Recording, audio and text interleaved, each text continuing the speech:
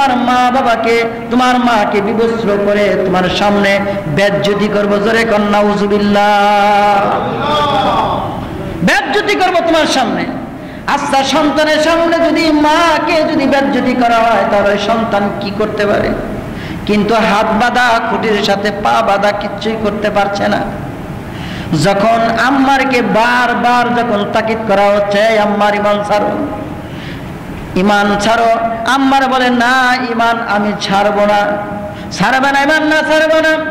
এবার আম্মারের সামনে আবু জেহেল তার মায়ের কাপড়টা খুলে উলঙ্গ করে ফেললেন। জোরে কর নাউজুবিল্লাহ। সুমাইয়াকে উলঙ্গ করে ফেললেন। উলঙ্গ করার পর আম্মারকে আবু জেহেল বলতেছে, এই তোমরা আম্মারের মাথাটা উঁচু করে ধরো, ওর মায়ের বিবস্ত্র চেহারাটাও দেখুক। জোরে কর নাউজুবিল্লাহ। কেমন শয়তান আবু জেহেল, কেমন জুলুমকারী আবু জেহেল। ইমান কি জিনিস সুমাইয়া আমাদেরকে শিখায় গেছেন, ইমান কি জিনিস আম্মার আমাদেরকে শিখায় গেছে।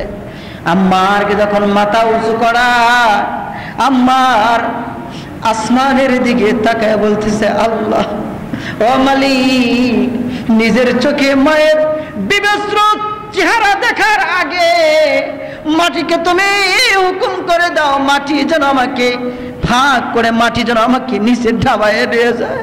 এরপরেও যেন মায়ের বিবস্ত্র চেহারা, উলঙ্গ চেহারা যেন আমি ছেলে না দেখতে পারি। এমন ভাবে চোখের পানি ছেড়ে ছেড়ে কাঁদতেছে আম্মার। কিন্তু জালিম। আলহামদুলিল্লাহ নাহমাদুহু ওয়া নাস্তাঈনুহু ওয়া নাস্তাগফিরুহু ওয়া নু'মিনু বিহি ওয়া নাতাওয়াক্কালু আলাইহি ওয়া নাউযু বিল্লাহি মিন শুরুরি আনফুসিনা ওয়া মিন সাইয়্যাতি আ'মালিনা।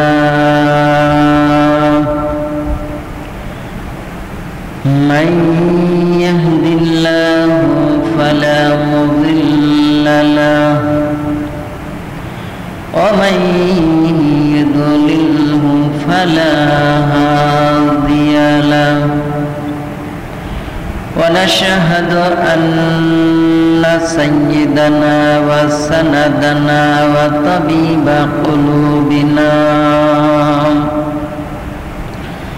ومحبوبنا ومرشدنا ومولانا محمدا عبده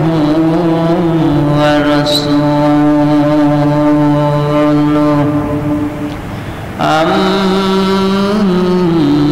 أما بعد فأعوذ بالله من الشيطان الرجيم.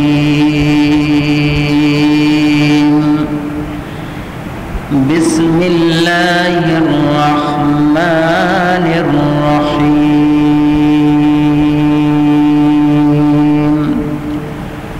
قل إن تحبون الله فاتبعوني يحببكم الله ويغفر لكم ذنوبكم. الله غفور رحيم. وقال النبي صلى الله عليه وسلم لا يؤمن أحدكم حتى أكون أحب إليه من ولده وولده والناس أجمعين. إن الله وملائكته يصلون على النبي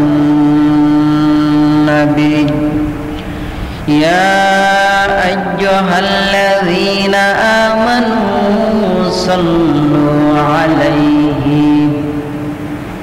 ওয়া সাল্লিমু তাসলিমা আল্লাহুম্মা সাল্লি আলা মুহাম্মাদিন ওয়া আলা আলি মুহাম্মাদ কামা সাল্লাইতা আলা ইব্রাহিম ওয়া আলা আলি ইব্রাহিম ইন্নাকা হামিদুম মাজিদ আল্লাহুম্মা বারিক আলা মুহাম্মাদিন ওয়া আলা আলি মুহাম্মাদ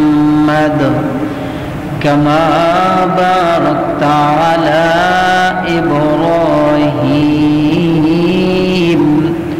ওয়া আলা আলি ইব্রাহিম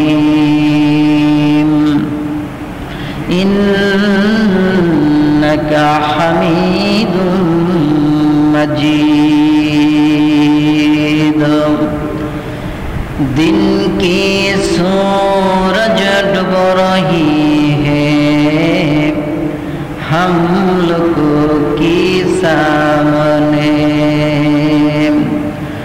रोज़ महशर किया जब है मुस्तफ़ा की सामने ला इलाहा इल्लल्लाह ला इलाहा ला इलाहा इल्लल्लाह ला इलाहा इल्लल्लाह ला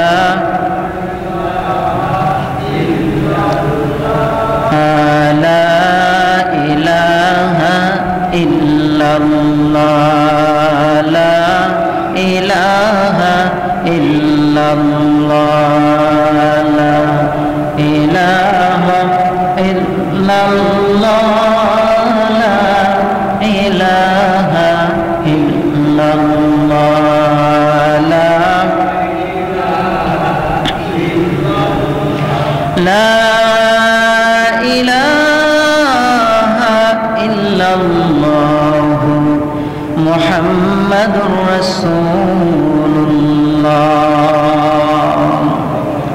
সাল্লাল্লাহু আলাইহি ওয়াসাল্লাম। মহান রব্বুল আলামিনের দরবারে লাখ কোটি শুকরিয়া ও সুজুদ, যিনি আমাদেরকে প্রতি সপ্তাহের ন্যায় জুমার দিন, খুশির দিনে আল্লাহ তাআলা তার ঘরে আসবার জন্য, বসার জন্য, আলোচনা করার জন্য, আপনাদেরকে শুনবার জন্য তৌফিক দান করেছেন। সেই মহান রব্বুল আলামিনের দরবারে শুকর আদায় করি, অন্তরস্থল থেকে মন উজাড় করে উচ্চ কণ্ঠে বলি আলহামদুলিল্লাহ।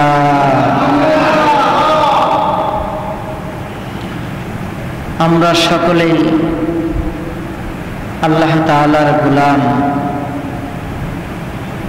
আল্লাহ পৃথিবীতে মানুষ সৃষ্টি করেছেন।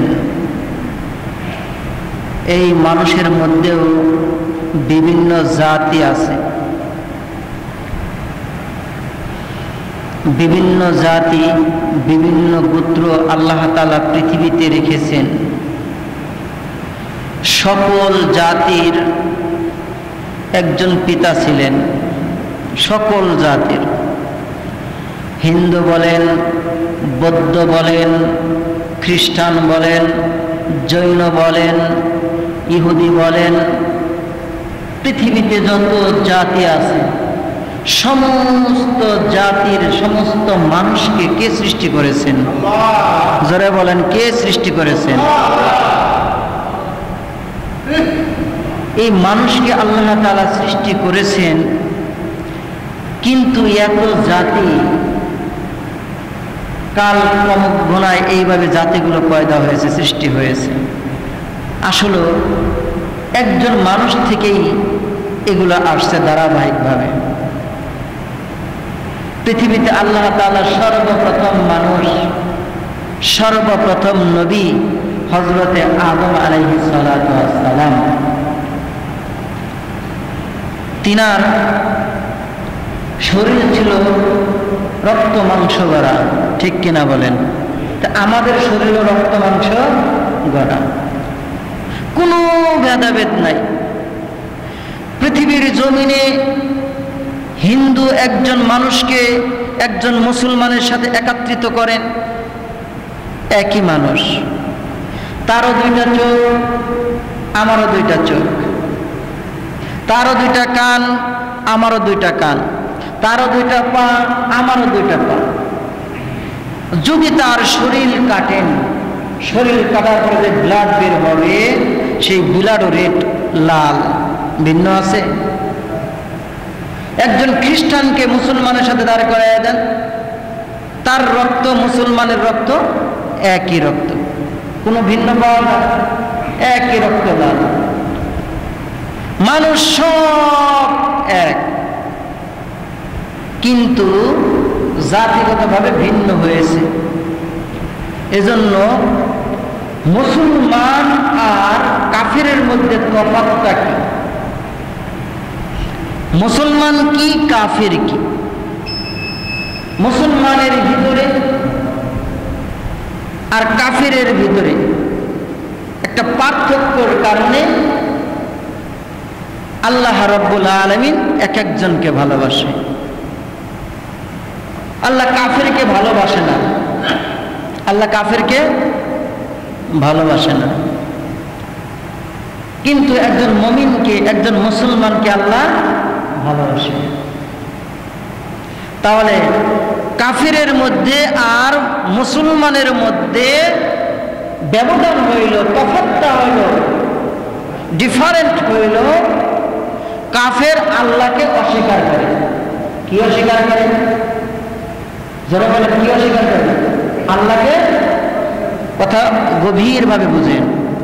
একজন কাফের সে আল্লাহকে অস্বীকার করে। আল্লাহকে যিনি অস্বীকার করে সে হলো, বলেন কি, সে কি? কাফের। আর যে আল্লাহকে বিশ্বাস করে সে হলো মুসলমান। তাহলে এই মুসলমান আর কাফেরের ভিতরে তফাৎ। মুসলমান জান্নাতে যাবে, কাফের জাহান্নামে যাবে। কাফের বিনা হিসাবে জাহান্নামে যাবে, আর মুসলমান হিসাব করে করে করে করে জান্নাতে যাবে। সুবহানাল্লাহ। মুসলমান জান্নাতে যাবে। মুসলমান কোথায় যাবে? এতে কোনো সন্দেহ আছে? একজন অনেক পাপ করেছে, অনেক জুলুম করেছে, ইবাদত বেশি করে নাই, কিন্তু আল্লাহকে বিশ্বাস করছে, আল্লাহর কিতাব বিশ্বাস করছে, কিন্তু আমল কম করছে, আমল কম করছে, আমল করে নাই, সেও জান্নাতে যাবে। আল্লাহ রাসূল সাল্লাল্লাহু আলাইহি ওয়াসাল্লাম বলেন, যদি কোনো ব্যক্তি বলে লা ইলাহা ইল্লাল্লাহ, বলেন লা ইলাহা ইল্লাল্লাহ, যদি এই কালেমাটা যদি কোনো মুসলমান মুখ দিয়ে যদি বের করে, লা ইলাহা ইল্লাল্লাহ ফাদখুলিল জান্নাহ, সে জান্নাতে প্রবেশ করবে। জোরে কান সুবহানাল্লাহ। তাহলে আল্লাহকে বিশ্বাসকারী জান্নাতে প্রবেশ করবে, আর আল্লাহকে অস্বীকারী কাফের সে বিনা হিসেবে জাহান্নামে প্রবেশ করবে। এতে কোনো সন্দেহ নেই। দুনিয়াতে আল্লাহ রাব্বুল আলামিন ঈমানদার যারা আল্লাহকে বিশ্বাস করে তাদেরকে আল্লাহ তাআলা বিপদ মুসিবত দিয়ে বেশি পরীক্ষা করে, ঠিক কিনা? যার যত ঈমান বড়, যার যত ঈমান বেশি মজবুত, তার কিন্তু পরীক্ষাটাও বেশি। দুনিয়ার জমিনে যত মানুষ আসছে প্রথম নবীগণের পরীক্ষা আল্লাহ তাআলা বেশি করেন। নবীদের যেই পরীক্ষাগুলো করেছেন ওই পরীক্ষাগুলো যদি সাধারণ মানুষদেরকে যদি করা হয় টিকতে পারবে না। আমার নবীকে কত পরীক্ষা করেছে। আমার নবীজি দাওয়াত দিতে যাইয়াও কিন্তু কাফেরদের হাতে প্রহার হয়েছে, অত্যাচার হয়েছে, পদে পদে অত্যাচার হয়েছে। হযরত ইব্রাহিম আলাইহিস সালাম আল্লাহকে বিশ্বাস করার কারণে, ইমান নবী হওয়ার কারণে, আল্লাহর দাওয়াত দেওয়ার কারণে আল্লাহ রাব্বুল আলামিনের ইব্রাহিমকে আগুনের ভিতরে ফেলে দিয়েছিলেন। নমরুদ করছে কিনা বলেন? নমরুদ ইব্রাহিমকে আগুনের ভিতরে ফেলে দিয়েছিলেন একমাত্র আল্লাহ তাআলার দাওয়াত দেওয়ার কারণে। শুধু আগুনে না, ইব্রাহিম নবীকে কত দিক দিয়ে আল্লাহ রাব্বুল আলামিন পরীক্ষা করেছেন। তাহলে আল্লাহ রাব্বুল আলামিন ঈমান যার বেশি, যত বেশি তার পরীক্ষাটাও তত বেশি। এজন্য নবীদের রাসূলদের ঈমান বেশি, যার কারণে তাদের পরীক্ষাটাও বেশি। কিন্তু নবীর পরে যারা সাহাবী আজমাইন আছে, যারা আল্লাহকে বিশ্বাস করে, আল্লাহকে মানে, আল্লাহর ইবাদত করে, আল্লাহকে ভয় করে, তাকওয়া অবলম্বন করে, এদের উপরেও কিন্তু আল্লাহ রাব্বুল আলামিন দুনিয়াতে এদের উপরেও ভয় ভীতি দিয়ে আল্লাহ তাআলা পরীক্ষা করেছেন। দুনিয়ার মধ্যে সাহাবীদের কষ্ট অনেক করেছেন সাহাবীরা। এখনো তো দেখেন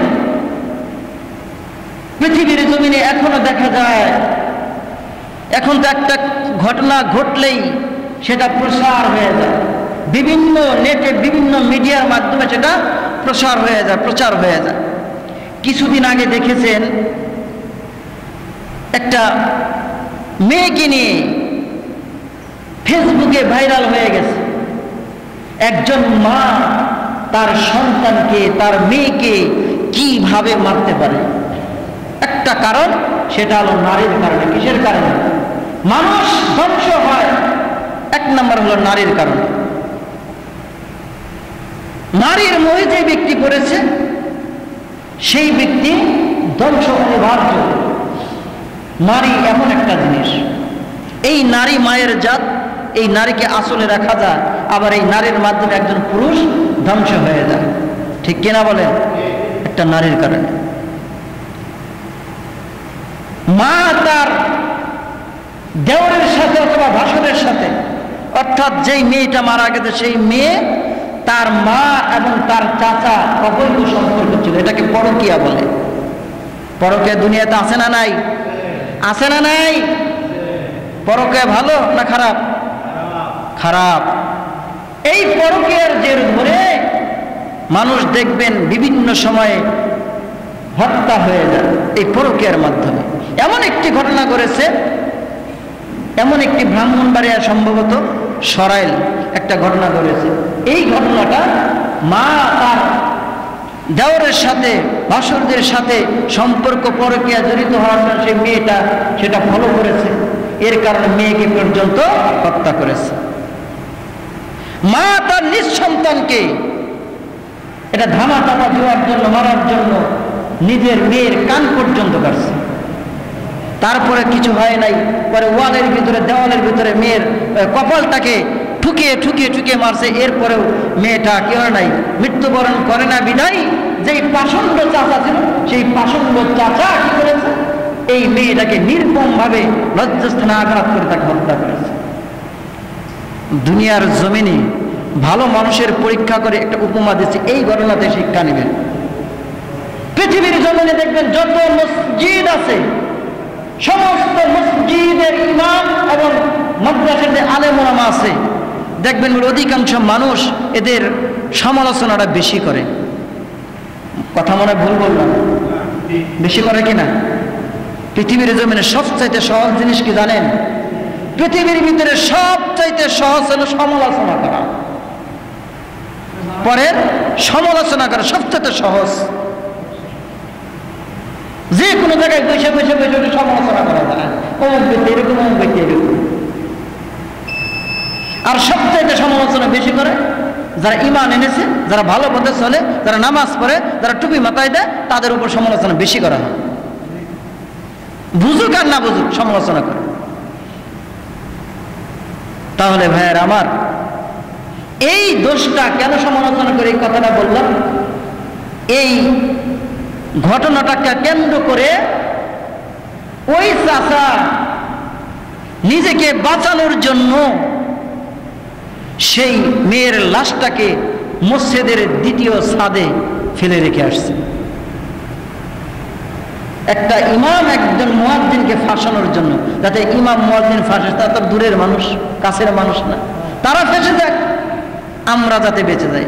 কিন্তু আল্লাহ তাআলা রাখলে মারে কে? রাখে আল্লাহ, মারে কে? আল্লাহ তাআলা এই ইমাম এবং মুয়াজ্জিনকে আল্লাহ তাআলা বাঁচিয়ে দিয়েছেন ঘটনাক্রমে। কিন্তু পুলিশে ধরে নিয়েছে ঠিকই, কিন্তু ঘটনা তদন্তে বের হয়ে গেছে। এরকম ঘটনা সাহাবে আজমাইনের ভিতরেও ঘটছে।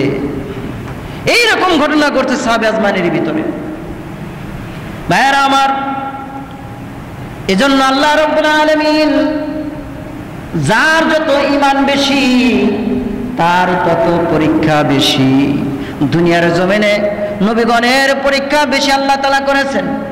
এজন্য আল্লাহ রাব্বুল আলামিন কুরআনুল কারীমে ঘোষণা করেন, ওয়ালা নাবলুওয়ান্নাকুম বিশাইইন মিনাল খাউফি ওয়াল জু' মিনাল খাউফি ওয়াল জু'i ওয়া নাকসিম মিনাল আমওয়ালি ওয়াল আনফুসি ওয়াত থামারাত ওয়া বাশশিরিস সাবিরিন। আল্লাহ রাব্বুল আলামিন দুনিয়ার জমিনে মানুষকে পরীক্ষা করবেন, কিছু কিছু জিনিস দিয়ে আল্লাহ তাআলা পরীক্ষা করে। ওয়ালা নাবলুওয়ান্নাকুম, আল্লাহ বলে আমি নিশ্চয় তোমাদেরকে পরীক্ষা করব। ওয়ালা নাবলুয়াকুম বিশাইইন, কিছু জিনিস দিয়ে। এক নম্বর হলো ভয় দিয়া। কি দিয়া? বলেন কি দিয়া? ভয় দিয়ে আমি পরীক্ষা করব তোমাদেরকে। দেখবেন দুনিয়ার ভিতরে আল্লাহর পথে যারা চলবে, নবীর পথে যারা চলবে, নবীকে যারা ভালোবাসবে, দেখবেন কাফের মুশরিক বেদিন যারা আছে, জুলুমকারী যারা আছে, দেখবেন বলে আল্লাহওয়ালাদেরকে দেখবেন বলে ভয় দেখায় কিনা? তাদের সাথে কথাই পারা যায় না, কথাই বলা যায় না, সমস্যা। ভয় দেখায় মিনাল খাউফি ওয়াল জু', এবং ক্ষুধা দিয়ে আল্লাহ তাআলা পরীক্ষা করবেন।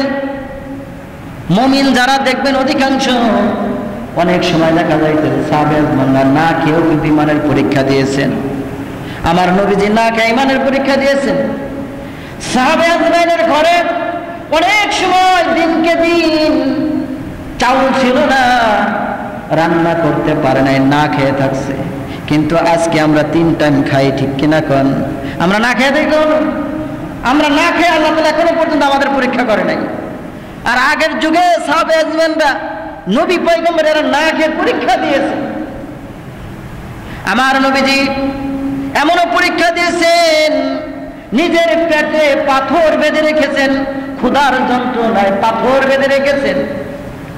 সাহাবে আজমাইনরা ক্ষুধার যন্ত্রণায় ছটপট ছটপট করছে। হাদিসের মধ্যে পাওয়া যায়, সাহাবীদের যখন ক্ষুধা লাগছে, ক্ষুধা লাগার কারণে যদি খাদ্য না পাইছে, সাহাবীরা দৌড়ে নবীর কাছে গেছে। জোরে কোন সুবহানাল্লাহ। সাহাবে আজমাইনরা দৌড়ে নবীর কাছে গেছে।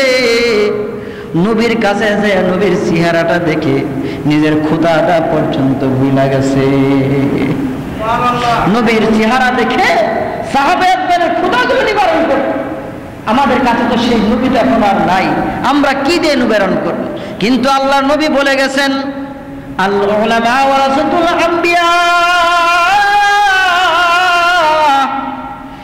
হ্যাঁ পৃথিবীর মানুষ তোমরা শুনে রাখো, জেনে রাখো, আমি নবী যখন থাকবো না, কিন্তু এমন একটা দল থাকবে, আলেম উলামারা থাকবে, আমার ওয়ারিস থাকবে। আমার এই ওয়ারিস হলো আলেম উলামা। এই আলেম উলামার চেহারার দিকে তাকাইও, আলেম ওলামার সাথে ভালোবাসা কইরো, আলেম ওলামার সাথে মহব্বত কইরো। যদি আলেম ওলামার সাথে মহব্বত করতে পারো, আলেম ওলামকে যদি ভালোবাসতে পারো, মনে করলা আমি নবীরে ভালোবাসলাম। সেই জিনিসটা, সেই নবীর কথাটাকে এখন উল্টা হয়ে গেছে। এখন আলেমকে ভালোবাসে না, ইমামকে ভালোবাসে না। কিভাবে সমালোচনা করা যায়, কিভাবে দোষ ধরা যায়, এই নিয়ে চিন্তায় থাকে।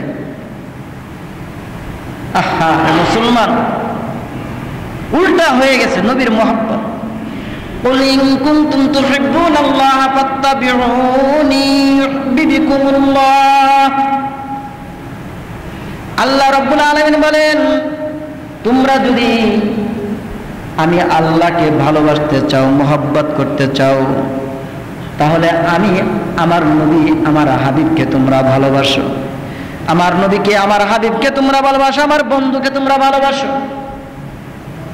ওয়াগফির লাকুম, আমি আল্লাহ তোমাদেরকে মাফ করে দেব, ক্ষমা করে দিব।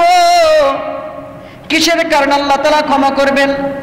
যদি নবীকে ভালোবাসতে পারো, ভালোবাসার মতো ভালোবাসতে পারো, আমি আল্লাহ ঘোষণা করলাম আগফির লাকুম, তোমাদেরকে ক্ষমা করব।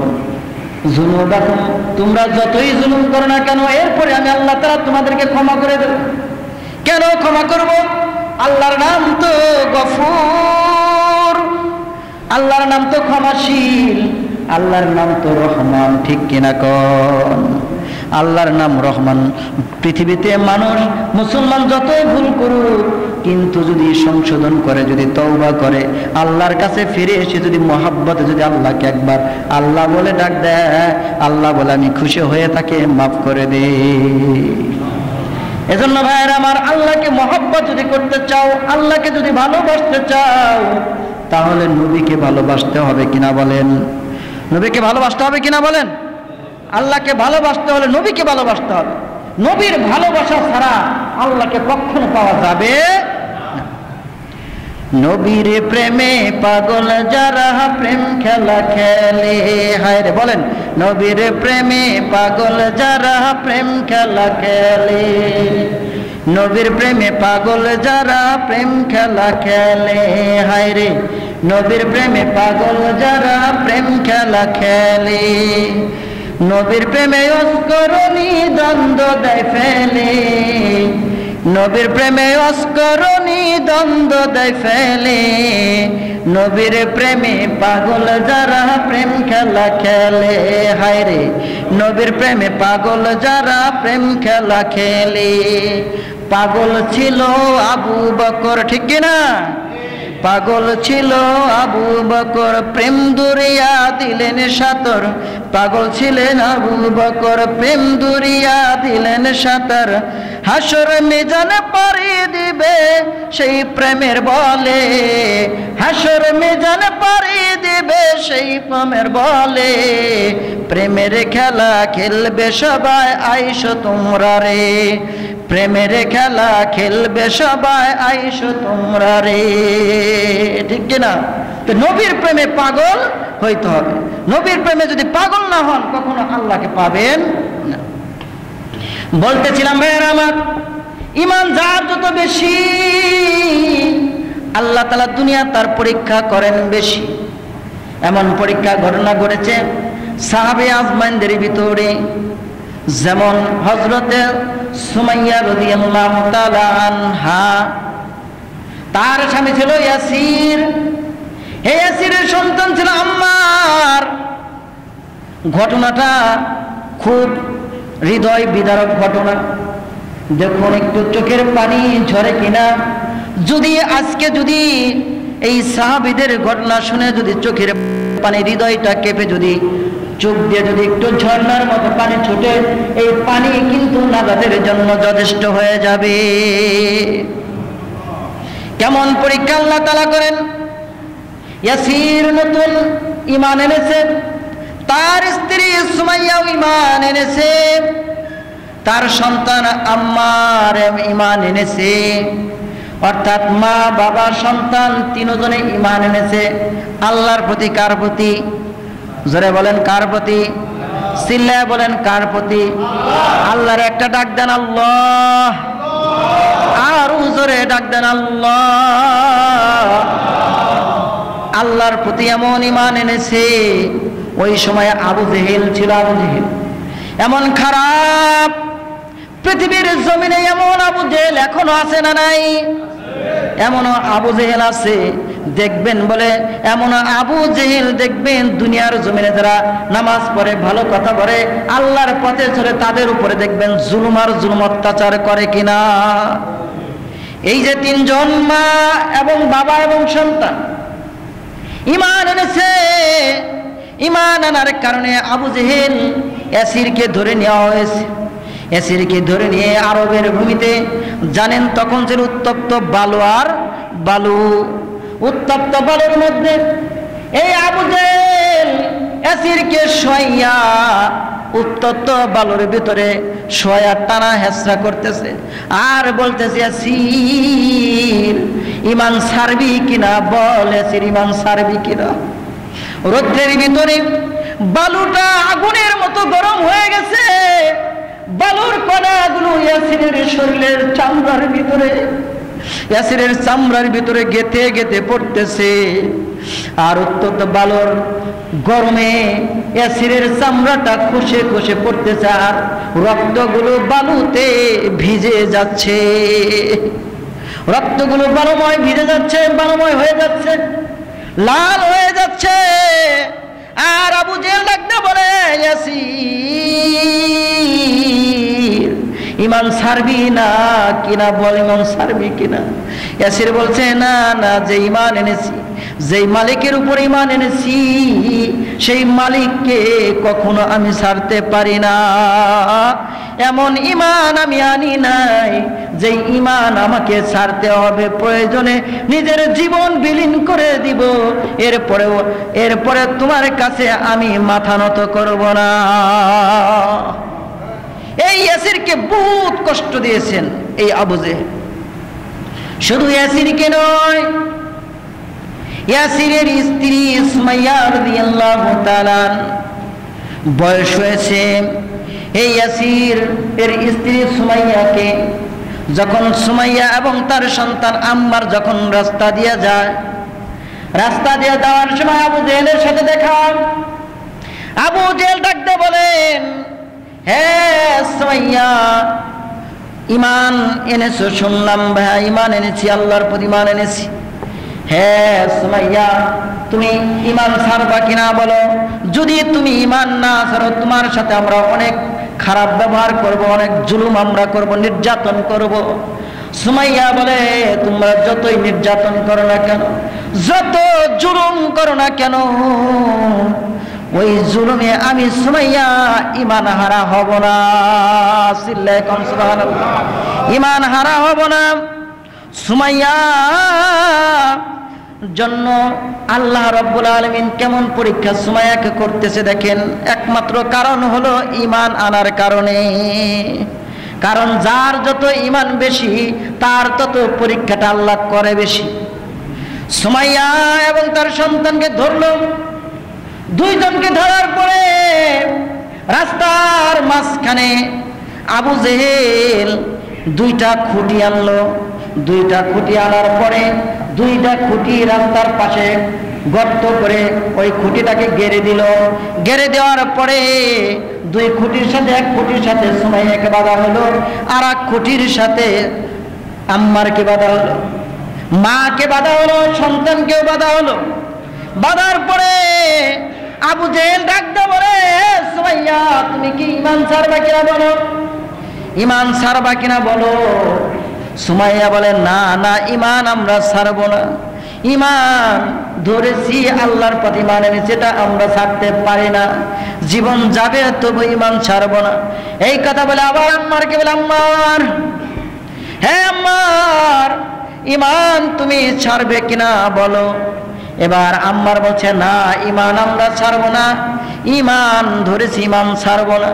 এবার আম্মারকে বলছে, আম্মার তুমি যদি ঈমান না ছাড়ো, তোমার সামনে তোমার মা বাবাকে, তোমার মাকে বিবস্ত্র করে তোমার সামনে বেজ্জতি করবো। জোরে কন নাউজুবিল্লাহ। বেজ্জতি করবো তোমার সামনে। আচ্ছা, সন্তানের সামনে যদি মাকে যদি বেজ্জতি করা হয় তাহলে সন্তান কি করতে পারে? কিন্তু হাত বাঁধা, খুঁটির সাথে পা বাঁধা, কিচ্ছুই করতে পারছে না। যখন আম্মারকে বারবার যখন তাকিদ করা হচ্ছে, আম্মার ঈমান ছাড়ো, ঈমান ছাড়ো, আম্মার বলে না ঈমান আমি ছাড়বো না। ছাড়বে না ঈমান? না ছাড়বো না। এবার আম্মারের সামনে আবু জেহেল তার মায়ের কাপড়টা খুলে উলঙ্গ করে ফেললেন। জোরে খান নাউজুবিল্লাহ। সুমাইয়াকে উলঙ্গ করে ফেললেন। উলঙ্গ করার পর আম্মারকে আবু জেহেল বলতেছে, এই তোমরা আম্মারের মাথাটা উঁচু করে ধরো, ওর মায়ের বিবস্ত্র চেহারাটাও দেখুক। জোরে খান নাউজুবিল্লাহ। কেমন শয়তান আবু জেহেল, কেমন জুলুমকারী আবু জেহেল। ঈমান কি জিনিস সুমাইয়া আমাদেরকে শিখায় গেছেন, ঈমান কি জিনিস আম্মার আমাদেরকে শিখায় গেছে। আম্মারকে যখন মাথা উঁচু করা, আম্মার আসমানের দিকে তাকায় বলতেছে, আল্লাহ ও মালিক, নিজের চোখে মায়ের বিবস্ত্র চেহারা দেখার আগে মাটিকে তুমি হুকুম করে দাও, মাটি যেন আমাকে ফাঁক করে, মাটি যেন আমাকে নিচে ঢাবায় দিয়ে যায়। এরপরেও যেন মায়ের বিবস্ত্র চেহারা, উলঙ্গ চেহারা যেন আমি ছেলে না দেখতে পারি। এমন ভাবে চোখের পানি ছেড়ে ছেড়ে কাঁদতেছে আম্মার। কিন্তু জালিম, যারা জালেম তারা কিন্তু এই দিকে ভ্রুক্ষেপই করে না। কারণ কাফের যারা আল্লাহকে অস্বীকার করে তারা কিন্তু এই চিন্তা করে না। করে কিনা বলেন? দেখেন আজকে ফিলিস্তিনের অবস্থা, ফিলিস্তিনের যে অবস্থা, ফিলিস্তিনের এমন একটা পার্লামেন্টের একটা আজকে দেখলাম ফেসবুকে, পার্লামেন্টের একজন স্বরাষ্ট্রমন্ত্রী নাকি সে কান্না করে দিয়েছে, চোখের পানি ছেড়ে দিয়েছে। এমন রাষ্ট্রে বাস করতেছি যেই রাষ্ট্রের মানুষগুলোকে অকারণে অকতরে এমনভাবে জুলুম করতেছে, নির্যাতন করতেছে ইসরায়েলিরা। কত জুলুম আর অন্যায় অত্যাচার এই জুলুমকারীরা। আমার ভাইয়েরা, তেমনি আবু জেহেল সুমাইয়াকে উলঙ্গ করে ফেলেছে।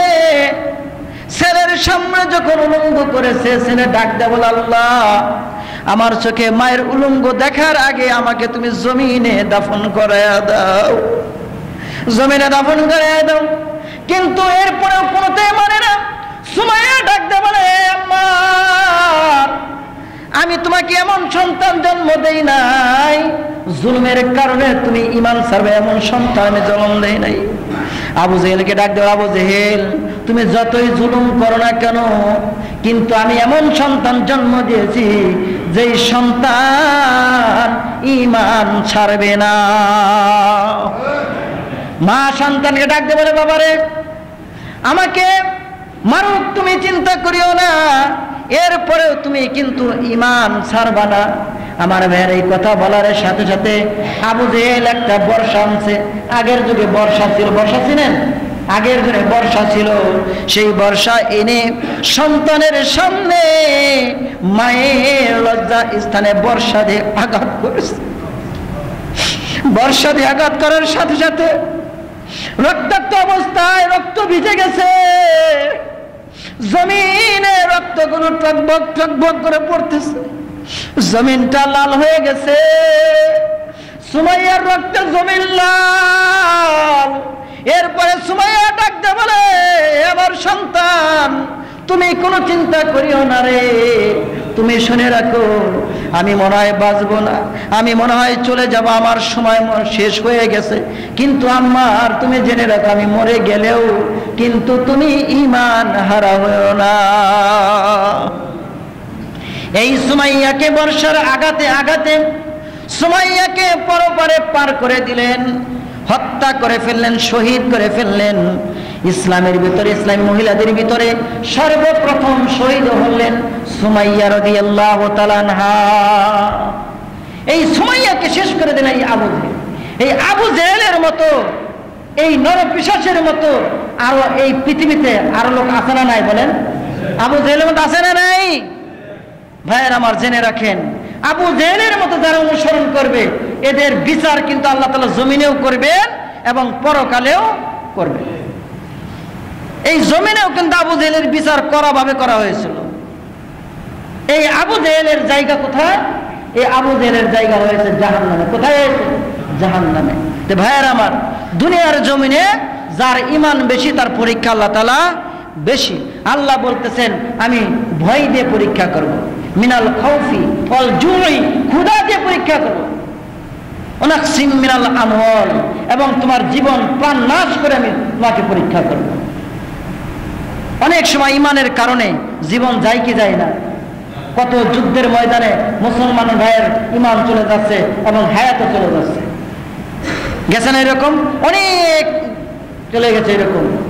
আল্লাহর দিন বিজয় করার জন্য, আল্লাহর দিন কায়েম করার জন্য মুজাহিদ কাফেরদের বিরুদ্ধে, নাস্তিকদের বিরুদ্ধে যখন স্লোগান তুলতে যায়, তখনই দেখবেন বলে বিরুদ্ধ দল কি করে, তাদেরকে গুলি করে, তাদেরকে হত্যা করে শেষ করে দেয়। করছে কিনা বলেন দুনিয়াতে? এরকম পাওয়া যায় কিনা? দুনিয়াতে অনেক করছে। কিন্তু যারা করেছে তারা কি দুনিয়া অপমানিত হয় নাই? তারা কিন্তু লাঞ্ছিত হয়েছে, অপমান হয়েছে। এজন্য ভাইয়েরা আমার, দুনিয়াতে যাদের ঈমান বেশি তাদের পরীক্ষা বেশি। এই জন্য ভাইয়েরা আমার, আমরা যারা মুসলমান, যারা ঈমান এনেছে আল্লাহর প্রতি, আমাদেরকে কিন্তু বিভিন্নভাবে আল্লাহ পরীক্ষা করবে। ভয় দিয়ে পরীক্ষা করবেন, ক্ষুধা দিয়ে পরীক্ষা করবেন, নিজের জীবন দিয়ে পরীক্ষা করবেন, নিজের সম্পদ দিয়ে আল্লাহ তাআলা আমাদেরকে পরীক্ষা করবেন। এই সমস্ত পরীক্ষা যতই আসুক, আল্লাহ থাকবো তো ইনশাআল্লাহ, থাকবো তো ইনশাআল্লাহ। হাত তুলে দেখান, কে কে থাকবে? হাত তুলে দেখান। আল্লাহ সবাইকে কবুল করেন, বলেন আমিন।